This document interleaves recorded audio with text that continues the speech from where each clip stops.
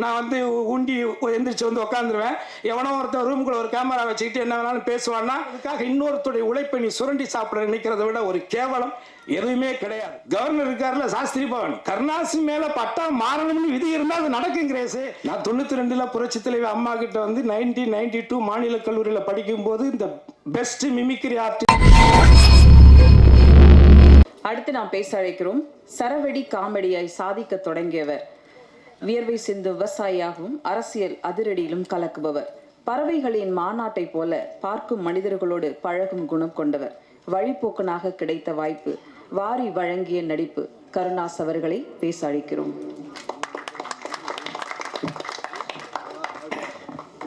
எல்லாம் நல்லா இருக்கீங்களா? ரொம்ப மகிழ்ச்சி உங்கள் எல்லாரையும் சந்திச்சது. ஏற்கனவே நம்ம அந்த சல்லியர்கள் படத்தோடைய விழாவில் தம்பி தயாரிப்பாளர் வந்திருந்தார். தம்பி அன்னைக்கு பேசும்பொழுது எப்படி பேசினாரோ அதே தான் இன்றைக்கும் பேசியிருக்காரு. உண்மையிலே வந்து மைக்கேல் என்கிட்ட அறிமுகப்படுத்தினது தேனப்பன் தான். ரொம்ப நல்ல கதை, வித்தியாசமான ஒரு கதை. அந்த பையன் இவ்வளோ அணித்தரமாக அழுத்தமாக பேசுகிறதுக்கு காரணம் கடினமாக உழைச்சிருக்கார். அவருடைய ப்ராடக்ட் மேலே அவருக்கு ரொம்ப நம்பிக்கை இருக்குது. அதே மாதிரி சிவா வந்து ரொம்ப தங்கமான ஒரு ஆள். காசு இருக்கிறவன்லாம் நல்லவன்லாம் சொல்ல முடியாது, காசு இருக்குங்கிறதுக்காக அவனை நல்லவன்லாம் சொல்ல முடியாது. காசு தான் எல்லார்கிட்டையும் இருக்கு, காசு வச்சுருக்கவங்களாம் நல்லவன் கிடையாது இல்லை. ஆனால் இவனுக்கிட்ட காசு இருக்குது, ஆனால் அந்த காசு அவன் ஈஸியாலாம் சம்பாதிக்கலை. அவன் ரொம்ப கஷ்டப்பட்டு தான் இந்த இடத்த போய் பிடிச்சிருக்கிறான். கவிஞர் தம்பி சினேகன் சொன்னது மாதிரி அவன் வந்து அந்த ஊரில் போய் நியூசிலாந்தில் போயிட்டு பார்லிமெண்ட் மெம்பர் ஆஃப் பார்லிமெண்ட் எலெக்ஷனில் தேர்ந்தெடுக்கிறான் ஒரு இந்தியனை. அதுவும் நம்ம ஆந்திராவுக்கு பக்கத்தில் இங்கே இருக்கிற நம்ம தமிழ்நாட்டுக்கு பக்கத்தில் இருக்கிறவனை தேர்ந்தெடுக்கிறாங்கிறதே அது நமக்கு ஒரு பெரிய வெற்றி தானே. ஸோ அதனால் அந்த இடத்துக்கு வர்றதுக்கு தம்பி ரொம்ப உழைச்சி தான் இந்த இடத்துக்கு வந்திருக்கான். ஆனால் வந்து ரொம்ப ரொம்ப ஒரு அப்பழுக்கற்ற ஒரு தாய்ப்பால் மாதிரி அவன். அவ்வளோதான், இதுக்கு மேலே அவனை பற்றி நம்ம சொல்ல வேண்டியது கிடையாது. அவன் ஒரு தாய்ப்பால் மாதிரி அவனுடைய குணம் எல்லாமே. அதனால் அப்படி ஒரு நல்லவன், ஒரு நல்ல படத்தை, ஒரு நல்ல உழைப்பாளியை, ஒரு ரொம்ப திறமையான பையன். அவன் எல்லாமே அவனே ஒத்துக்கிட்டான். ஷார்ட் டெம்பரு அது இதுன்னு சொல்லிட்டான். அது எல்லாமே பிடிவாதம் என்ன கிரியேட்டர்ஸுக்கு இருக்கிறது தானே.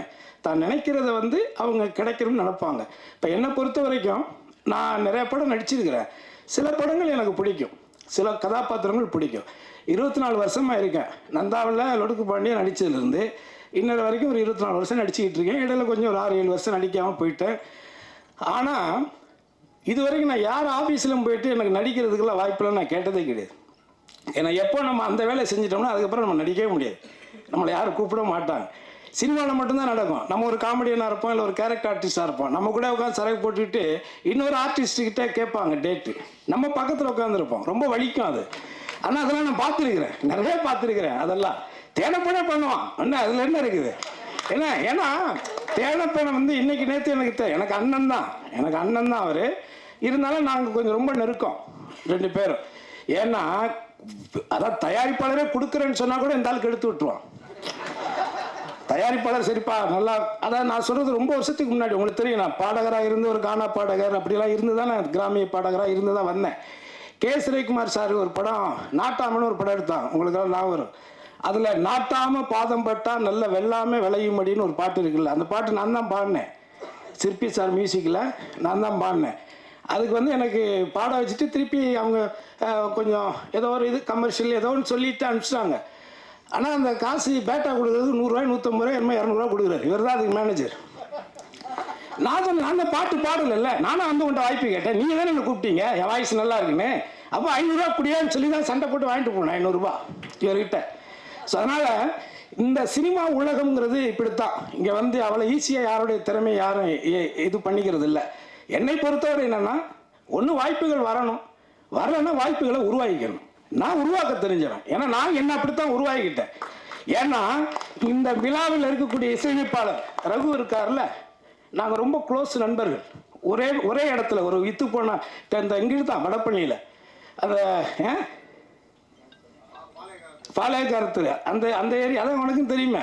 இங்கே நிறைய பேர் என் கூட ட்ராவல் பண்ணவங்க நிறைய பேர் இருக்காங்க. வேறு முகத்தில் வேறு அடையாளத்தில் உட்காந்துருப்பாங்க. சில பேர் ஏதோ ஒரு கோவத்தில் கூட இருப்பாங்க. சாப்பிட்ட இடத்துல கொஞ்சம் கம்மியாக போட்டிருப்போம். ஏதோ ஒன்று நடந்திருக்கும், ஏதாவது ஒன்று நடந்திருக்கும்.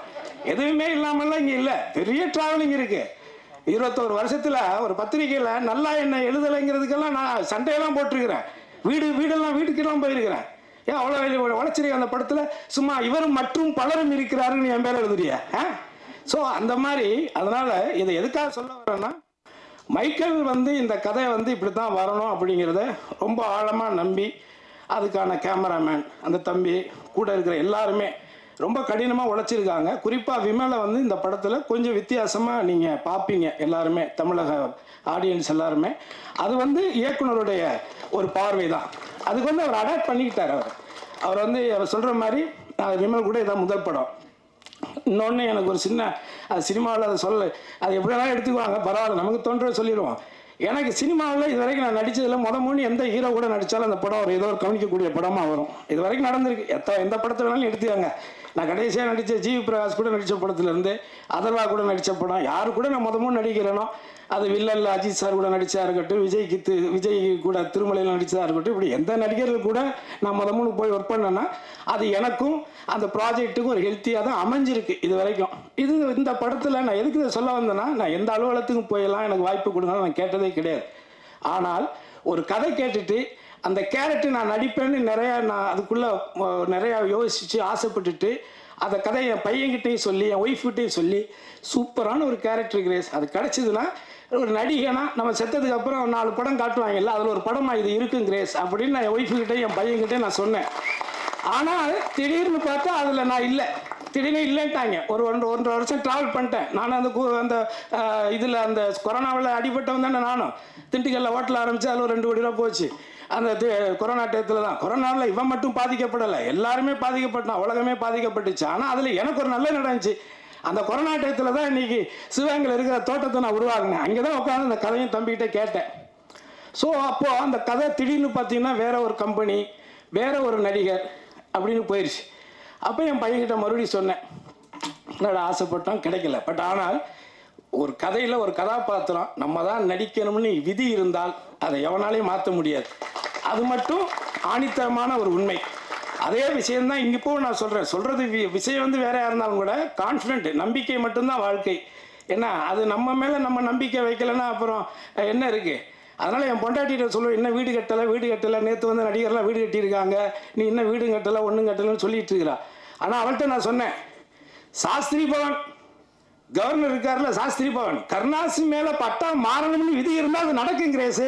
அதனால் நீ ஒன்றும் பெருசாக ரொம்பலாம் எதுக்கு கவலைப்படாத, அது நடக்கும்னா நடக்கும் அப்படின்னு. அதனால் முதல்ல இந்த விழாவுக்கு வந்திருக்கக்கூடிய தம்பி சினேகன், தம்பி ரோபோ சங்கரை பார்த்தோன்னா கை கொடுத்தேன். அண்ணா பழைய மாதிரி ஆயிட்டேனா அப்படின்னு சொன்னான். உண்மையிலே எனக்கு வந்து எனக்கு ரொம்ப பழக்கம் நெருக்கம், என்ன மாதிரி ஒரு மேடை கலைஞனாக இருந்து வாழ்க்கையில் ஜெயித்தவன். அதனால் அவன் இடையில உடம்பு சரியில்லாமல் போனதெல்லாம் ரொம்ப கஷ்டமாக இருந்தது.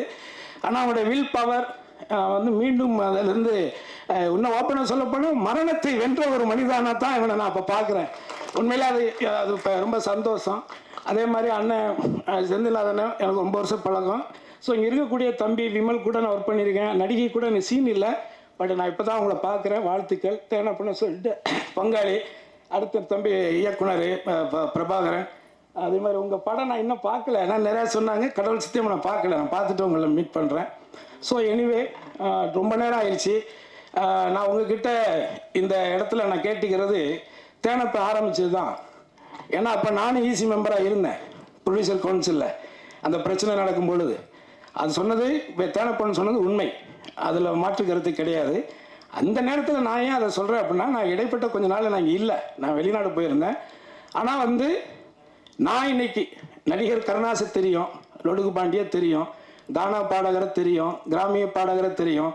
ரகுநந்தன் தங்கியிருந்த அதே இடத்துல நானும் தங்கியிருந்தேன். கிட்டத்தட்ட நான் அப்போவே வந்து ஒரு 250 கேசட்டுக்கு மேலே போட்டிருக்கிறேன். ஒரு கேசட்டுக்கு 10 பாட்டுனா கூட 250 பாட்டு கம்போஸ் பண்ணியிருக்கிறேன். அதையும் தாண்டி மியூசிக்கும் பண்ண ஒரு 4-5 படம். ஆனால் என் சக நண்பராக ஒரு துறையை தேர்ந்தெடுத்து நல்ல படங்களாக சொன்னது மாதிரி சினேகன் சார் சொன்ன மாதிரி அந்த மெலடி பாடல்கள் ராஜா சாருக்கு பிறகு அது ரொம்ப ஈர்ப்பாக, அது நம்மள மாதிரி கிராமத்து மக்களை வந்து இளைஞர்களை ஒரு தட்டி எழுப்பக்கூடிய ஒரு நுட்பமான ஒரு இசையமைப்பாளராக இன்னைக்கு என்னுடைய நண்பன் இருக்கக்கூடிய அதே மேடையில் அவர் இசையமைச்சிருக்கக்கூடிய அந்த படத்தில் நானும் ஒரு நல்ல கதாபாத்திரம் பண்ணியிருக்கோங்கிறது ஆல்மோஸ்ட் ஒரு 30 இயர்ஸ் 30 வருஷமாக ஒரே சும்மா ஒரு தெரியல ஹார்மோனியத்தை வச்சுட்டு அவரும் வாசித்து நானும் பொட்டியை வச்சு வாசித்த காலங்களும் இருக்குது. ஏன்னா இன்றைக்கி பார்க்குற தலைமுறைகளுக்கு என்கிட்ட என்னென்ன இருக்குன்னே தெரியாது. நான் 92 புரட்சி தலைவர் அம்மா கிட்ட வந்து 1992 மாநில கல்லூரியில் படிக்கும்போது இந்த பெஸ்ட் மிமிக்ரி ஆர்டிஸ்ட் இன் தமிழ்நாட்டிலேயே சிறந்த படகுரல் நிகழ்ச்சி செய்யக்கூடியவனா நான் தேர்ந்தெடுத்து அந்த அம்மாட்ட 5 சவரன் நகை கொடுத்தாங்க. அதுக்கப்புறம் துண்டு துண்டா வெட்டி வித்துட்டோம், அது வேற. பட் ஆனால் வாங்கியிருக்கிறோம், அதுக்கல்ல. அதே மாதிரி சென்னாரெட்டி, பீஷ்மநாராயண் சிங், அலெக்சாண்டர், இந்த கவர்னர்கள்லாம் அவங்களுக்கு ஞாபகம் இருக்கும். அவங்க கிட்டலாம் நான் அவார்டு வாங்கியிருக்கிறேன். ஏன்னா பல திறமைகளை நீங்கள் இந்த இடத்துக்கு சும்மாலாம் இங்கே வந்து உட்காரல, ஓசியிலலாம் நம்ம இந்த இடத்துக்கு வரல. அடுத்து ஒரு ஏஜுக்கு மேலேயும் உழைச்சிக்கிட்டே இருக்க முடியாதுல்ல. அதனால நாம் உண்மையாக இருந்தால், எந்த ஒரு வேலையிலையுமே நம்ம உண்மையாக இருந்தால் அந்த உண்மைக்கான ஊழியம் நிச்சயமாக கிடைக்கும். அதை யாராலும் தடுக்க முடியாது. ஆக இந்த படத்துக்காக உண்மையாக உழைச்சிருக்கக்கூடிய என்னுடைய தம்பி சிவா, அதே மாதிரி சுந்தர், அவன் ஆஸ்திரேலியாவில் இருக்கான், அவன் இங்கே இருந்தானா, அவனும் ஒரு அற்புதமான ஒரு பையன். நாங்கள் எல்லாருமே ஃப்ரெண்ட்ஸ். இப்போ இந்த கோவில் இருக்கான், அவன் என் தம்பி தான். மூத்தவன் தாமணிக்கு திருநெல்வேலி போயிருக்கான். ஸோ நாங்கள் எல்லாரும் தான் இந்த படம். இங்கே இருக்கக்கூடிய அவர் எப்படி இயக்குனருடைய நண்பர்கள் எல்லாரும்னு சொல்கிறாங்களோ, அவரை விட எனக்கு இங்கே இருக்கிறவங்களும் நண்பர்கள், இங்கே இருக்கக்கூடிய நீங்களும் எனக்கு நண்பர்கள். ஏன்னா என்னக்கிட்ட எந்த ஒளியும் முறையும் கிடையாதுங்கிறது உங்களுக்கு தெரியும். சில பேர் ஏதோ கதை சொல்லிக்கிட்டு இருக்கிறாங்க, அந்த கதைக்கு ஒரு முடிவுரை இருக்கு. அதையும் யாரும் இங்கே அவ்வளோ ஈஸியெல்லாம் விட்டுட்டுலாம் போக மாட்டோம். நான் ஒரு 30-40 வருஷம் உழைச்சி கஷ்டப்பட்டு நான் வந்து உண்டி எந்திரிச்சு வந்து உட்காந்துருவேன். எவனோ ஒருத்தர் ரூமுக்குள்ள ஒரு கேமரா வச்சுக்கிட்டு என்ன வேணாலும் பேசுவான்னா அதெல்லாம் வேடிக்கை பார்த்துட்டு போகிற பேப்பையெல்லாம் நான் கிடையாது. அதையும் நீங்கள் மனசில் வச்சுக்கோங்க. யாராக இருந்தாலும் சரி, அவங்களுக்கு புரிய வேண்டியவங்களுக்கு புரியும். அதனால எதுக்கு இங்கே வந்து நம்ம வந்து அவனுடைய உழைப்பை வந்து உன்னுடைய வைத்து பிழைக்கிறதுக்காக இன்னொருத்தருடைய உழைப்பை நீ சுரண்டி சாப்பிட நினைக்கிறத விட ஒரு கேவலம் எதுவுமே கிடையாது. இது யார் ஒருத்தரும் செய்யறவங்கள நான் சொல்றேன், யார் இந்த தவறை செய்யறாங்களோ அவங்களுக்கு அது புரிஞ்சா போதும். ஆக இந்த 24 வருஷத்துல இந்த தமிழ் சினிமாவில் ஒரு பாடகராக இருந்த காலத்திலிருந்து ஆனந்த விகடன் பத்திரிகை உங்களுக்கு தெரியும். அந்த பத்திரிகையில நான் ஒரு பாப்பிசை பாடகனாக இருக்கும் பொழுது ஆகஸ்ட் 15 அன்னைக்கு அட்டைப்படத்தில் என் படத்தை போட்டாங்க. சும்மா இந்த இடத்துக்கு நான் வரல, அதுக்காக சொல்றேன். அதனால இங்க இருக்கக்கூடிய எல்லாருமே திறமையானவர்கள். இந்த திறமையாளர்கள் அத்தனை பேரும் சேர்ந்து ஒரு நல்ல படைப்பை வந்து உருவாக்கி இருக்காங்க. அதை உங்களுடைய பார்வைக்கு விரைவில் கொண்டுட்டு வருவாங்க. நீங்கள் பார்த்து உங்களுடைய கருத்துக்களை ஆணித்தரமாக இந்த உலகத்துக்கு உரைத்து மக்களை இந்த படத்தை பார்க்க, திரும்பி பார்க்க வைக்க வேண்டிய வேலையை நீங்கள் செய்வீர்களே. ஆனால் மேலும் பல மைக்கேல்கள் உருவாகுவார்கள், மேலும் பல படங்களை சிவா எடுப்பான் என்பதை உறுதி கூறி உங்களை அத்தனை பேரையும் சந்தித்ததில் பெருமை அடைந்து வாய்ப்புக்கு நன்றி கூறி விடைபெறுகிறேன். நன்றி, வணக்கம்.